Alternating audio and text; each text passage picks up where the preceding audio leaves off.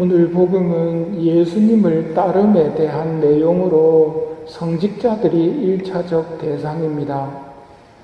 성소의 뜻도 모르고 따라 나서서는 안 되기 때문에 예수님께서 분명히 말씀하시는 것입니다. 여우들도 굴이 있고 하늘의 새들도 보금자리가 있지만 사람의 아들은 머리를 기댈 곳조차 없다. 가난한 삶, 불편한 삶을 선택하신 예수님의 뒤를 따른다는 것을 알아야 합니다. 장례식과 작별 인사에 대한 가르침은 예수님의 제자는 하느님을 섬기는 일을 첫째로 하는 사람이어야 한다는 뜻입니다. 103위 성인의 성화를 보면 외국 신부님, 외국 주교님들이 보입니다. 이분들이 고향을 떠날 때 목숨을 걸고 복음을 전한다는 것을 알고 예수님을 따랐듯이 복음 선포보다 더 급한 일은 없다는 것을 받아들이는 사람이 예수님의 제자가 될 수 있다는 말입니다. 죽은 이들의 장사는 내버려 두고 너는 가서 하느님의 나라를 알려라. 쟁기에 손을 대고 뒤를 돌아보는 자는 하느님 나라에 합당하지 않다. 이 말씀을 받아들일 사람이 예수님의 제자가 되는 것입니다. 이렇게까지 단호한 이유는 예수님께서 지금 예루살렘으로 올라가시는 길이었기 때문에 그렇습니다.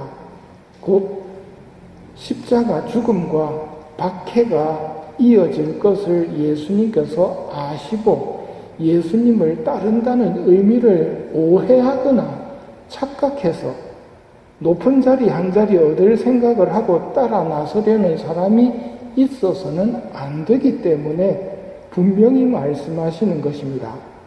누구든지 나에게 오면서 자기 아버지와 어머니, 아내와 자녀, 형제와 자매, 심지어 자기 목숨까지 미워하지 않으면 내 제자가 될 수 없다는 말씀 그대로를 받아들일 사람이 예수님의 제자로 나서야 한다는 것입니다.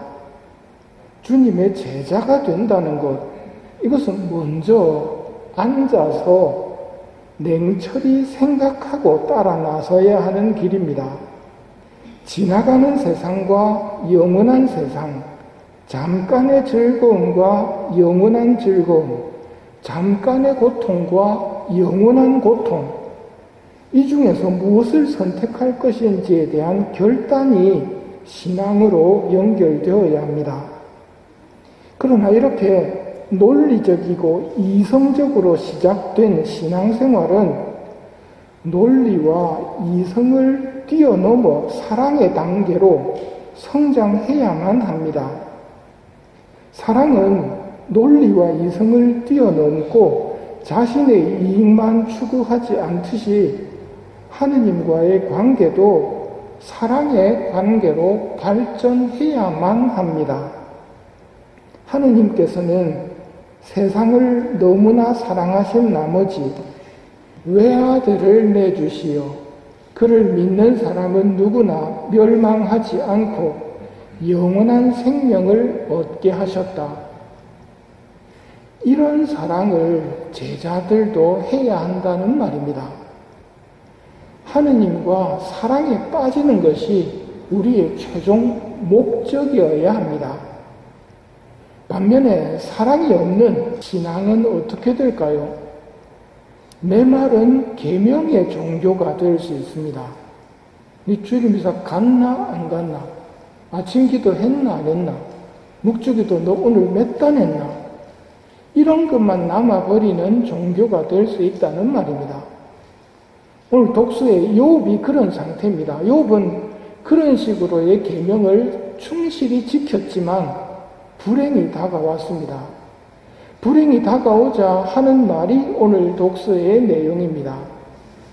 하느님은 절대자이시고 완벽하신 분, 그래서 누가 그분께 왜 이러십니까? 할 수 있겠나? 이 말은 자기가 하나님께 왜 이러십니까? 하고 싶다는 말이기도 하지요. 내가 불러 그분께서 대답하신다 해도 내 소리에 귀를 기울이시리라고는 믿지 않네. 욥이 어떻게 믿고 있습니까? 내가 뭐라고 해도 하나님께서는 내 소리에, 내 말에 귀 기울이시지 않을 거야. 이렇게 생각하고 있는 겁니다. 이게 욥의 생각이고 욥의 마음입니다. 뭘 말해주느냐면 하느님과 인격적인 관계, 사랑의 관계가 전혀 형성되어 있지 않은, 계명을 지켰느냐 지키지 않았느냐만 남아있었던 메마른 단계에 머물러 있었던 것이지요. 우리 가톨릭은 하느님의 사랑을 믿고 하느님의 사랑을 받고 그 하느님의 사랑을 받은 그 사랑으로 하느님을 다시 사랑하는 것이 우리 가톨릭입니다. 그래서 중요한 말이 하느님은 세상을 너무나 사랑하시는 나머지 이 말씀이 너무도 중요한 겁니다. 하느님은 나를 너무나 사랑하셔서 당신의 외아들을 내주시어 우리 죄값을 치를 만큼 나를 사랑해 주신다는 것. 그 사랑의 종교가 우리 가톨릭입니다.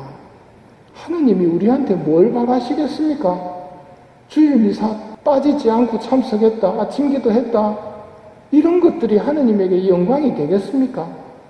그 행동 안에 들어있는 사랑의 마음 때문에 기뻐하시는 것이지, 사랑의 마음 없이 했나 안 했나만 남아있다면 그건 하느님께도 기쁨이 되지 못하는 메마른 종교의 모습입니다.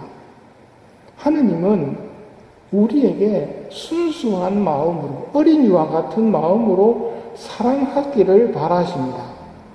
사랑이 우리에게 바라시는 전부라는 말입니다. 그래서 우리에게 주신 계명도 사랑의 계명입니다. 하느님을 사랑하고 이웃을 사랑하는 것. 계명 준수에만 머물러 있는 구약의 불완전함은 욥만이 아니라 나타나엘에게서도 봅니다. 저를 어떻게 아십니까? 빌립보가 너를 부르기 전에 무화과 나무 아래 있는 것을 내가 보았다. 이 말씀이 나타나엘에게는 너무도 큰 충격이었습니다. 나를 보고 계셨다니. 하느님이 나를 보고 계실까요? 여인이 제 젖먹이를 어찌 잊으랴. 설령 여인은 잊는다 하더라도 나는 너를 잊지 않는다. 이게 하느님의 사랑 고백입니다. 우리들도 신앙생활을 하면서 이성으로 시작하지만, 합리적으로 시작하지만 사랑의 단계로 빨리 들어가야 합니다. 그렇지 않으면 계명 준수에 걸려서 메마른 계명의 종교에 머물 수 있다는 말입니다.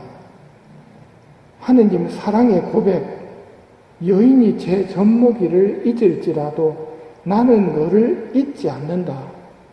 이 말을 마음에 간직한 사람들이 목숨을 바쳐서 순교를 할 수 있는 것이고, 순교자성을 그 많은 성인들이 목숨을 바칠 수 있었던 것은 단순히 계명을 지키고 안 지키고의 차원이 아니라 하느님에 대한 사랑 때문에 하느님을 배반하지 않고 하느님을 고백하며 순교의 영광을 받았던 것입니다. 예수님에 대한 신앙은 이성으로 시작되어야 하지만 사랑으로 완성되어야 함을 기억합시다.